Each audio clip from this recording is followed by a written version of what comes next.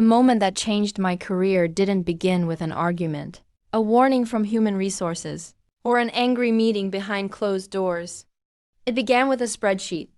On a rainy Tuesday morning, I arrived at Horizon Peak Logistics just before 7, carrying the same travel mug and the same confidence I'd carried into that building for almost 9 years. My name is Sophia Carter, and as Senior Operations Manager, I had built a reputation for solving problems nobody else wanted. When software failed, clients threatened lawsuits, or warehouses fell behind schedule, executives didn't panic. They called me. I believed that was what made me valuable. A few minutes after logging in, an email appeared in my inbox with no message attached. It contained only one file titled Compensation Review. Assuming it had reached me by mistake, I opened it before notifying human resources. Within seconds, my entire view of the company changed. The spreadsheet listed employees, positions, years of service, and annual salaries. I found my own name halfway down the page. Sophia Carter €, Senior Operations Manager €, $118,400. That number didn't surprise me. The numbers surrounding it did.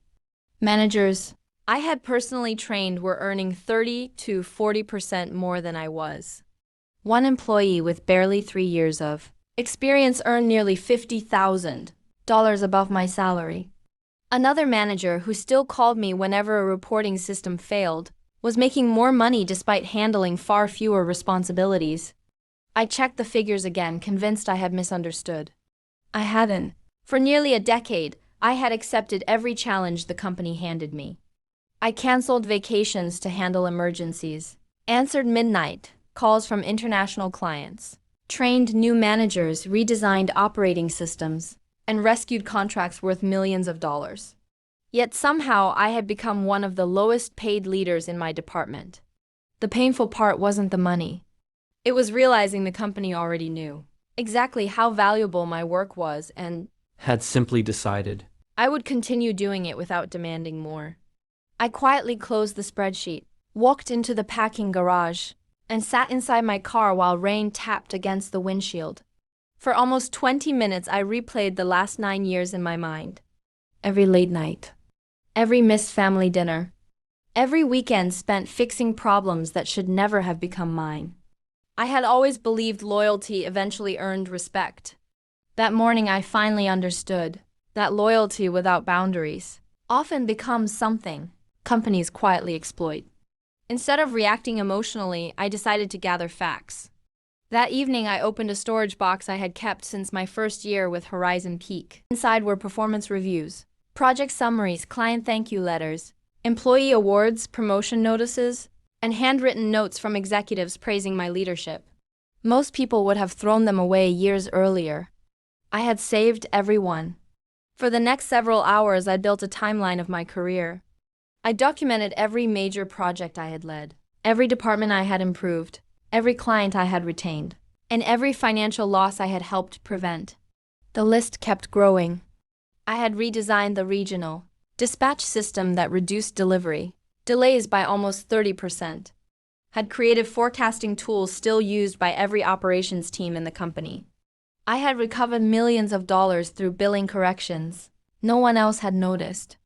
I had trained 12 managers who later received promotions. By 2 a.m, the evidence filled dozens of pages. Looking at everything together, I realized something important. I had never been invisible.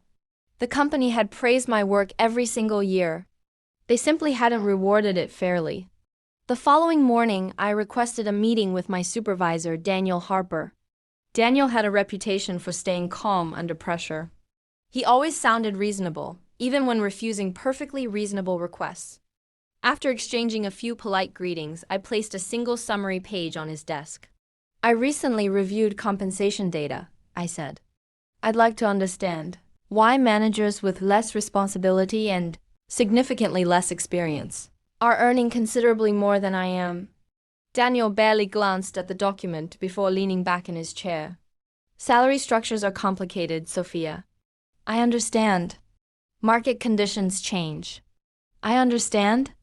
Employees hired later sometimes receive higher starting salaries. I understand that too. He folded his hands and smiled politely. So what exactly are you asking? I'm asking why 9 years of documented performance, leadership, and measurable results haven't been reflected in my compensation. For a moment, Daniel looked uncomfortable. Then he gave the answer that changed everything. Your dedication has always been appreciated, he said. But loyalty isn't part of our compensation strategy. The room fell silent. 9 years of sacrifice had just been reduced to a single sentence. Oddly enough, I didn't feel angry anymore. I felt clear. I gathered my papers and stood. Before leaving, I looked back at him. For years, I said quietly, I believed this company depended on my loyalty. He nodded. I continued. But today I realized it depends on something else. He frowned.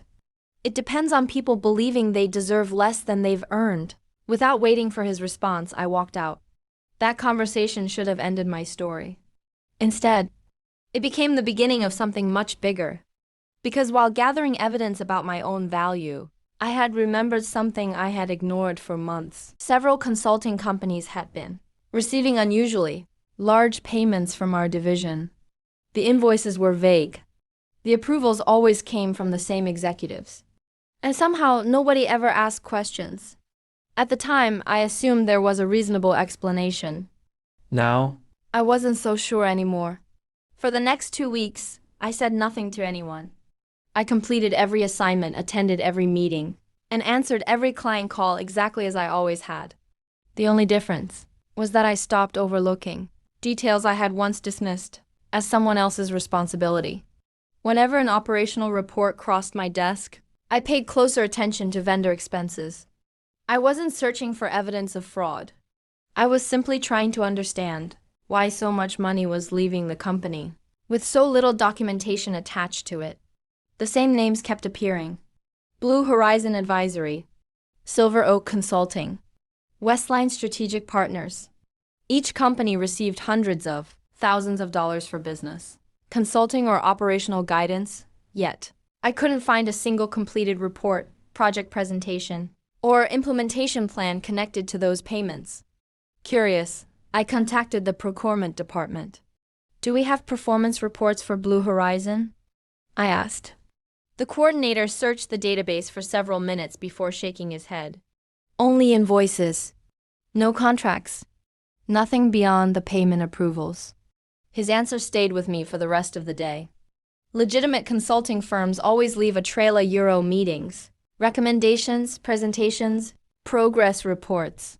Here, there were only invoices and executive signatures. That evening, I called my former colleague, Rachel Morgan, who had left Horizon Peak 2 years earlier. After listening carefully, she asked only one question. Are you making assumptions or are you collecting facts? Only facts, I answered. Good, she replied. Keep it that way. Following her advice, I created a personal notebook at home. I didn't copy confidential company files or remove protected information. I simply recorded dates, invoice numbers, vendor names, and approval histories that I was already authorized to access during my normal work. Week after week, the pattern became clearer. More than $4 million had been paid to a small network of consulting companies over the previous 30 months. Different names, nearly identical invoices, the same executive approvals. Too many coincidences to ignore. At the same time, I completed another Documenta Euro, one focused entirely on my own role inside the company. If I resigned tomorrow, how much would replacing me actually cost? I calculated recruitment expenses, management training, operational delays, client risks, system rebuilding, and lost productivity. The estimate exceeded $7 million. For years, Horizon Peak had relied on one employee to carry responsibilities that should have belonged to an entire leadership team. 3 days after finishing the report, I received an unexpected email. Executive meeting Y Euro Monday 10 a.m. When I entered the boardroom, 4 people were waiting. CEO Richard Lawson, the Human Resources Director, the company's General Counsel, and Daniel. Richard greeted me politely before sliding a folder across the table. We've reviewed your compensation concerns, he said. We'd like to offer you a promotion, a significant salary increase, a retention bonus, and a leadership position within our Executive Operations Committee.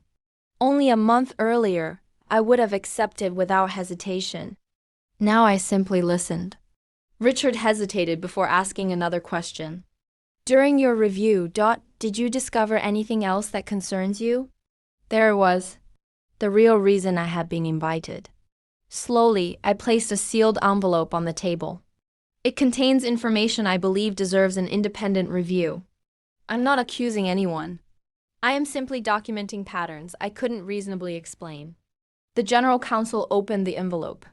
His expression changed immediately.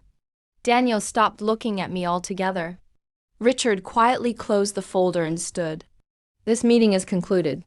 Within 48 hours, Horizon Peak announced an emergency external audit. Independent forensic accountants arrived. Financial records were secured. Access to several accounting systems was suspended.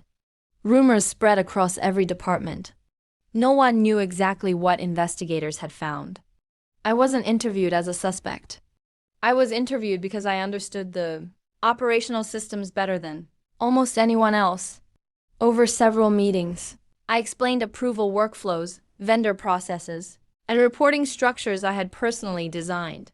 The investigators connected the rest. Their findings shocked the board of directors. Several consulting companies had been linked through shell businesses controlled by relatives of senior executives. Over several years, millions of dollars had quietly been diverted using fake consulting contracts and inflated invoices. The fraud had survived because nobody had connected the individual payments. Until now, Daniel wasn't accused of participating in the scheme, but investigators concluded that he had repeatedly ignored warning signs and dismissed legitimate employee concerns. His employment ended shortly afterward. A week later, Richard asked to meet again. This time, the offer was even larger. A higher salary, executive authority, long-term incentives. He admitted the company had underestimated both my contribution and my judgment. I thanked him sincerely. Then I declined. A company shouldn't need a financial crisis before recognizing its most loyal employees, I said. I've already accepted another opportunity. Rachel had introduced me to a competing logistics company where my experience was evaluated fairly from the beginning. For the first time in my career, my salary reflected my responsibilities instead of my willingness to stay silent. A year later, I helped redesign that company's compensation system so employees were rewarded according to performance leadership and market value, a euro, not blind loyalty. Sometimes people ask whether I regret discovering that spreadsheet. The answer is no. It didn't destroy my career. It exposed the truth that finally gave me the courage to build a better one. I learned that loyalty has value, but only when it is matched with respect. And if an organization benefits from your silence more than your success, walking away isn't giving up. Sometimes it's the smartest investment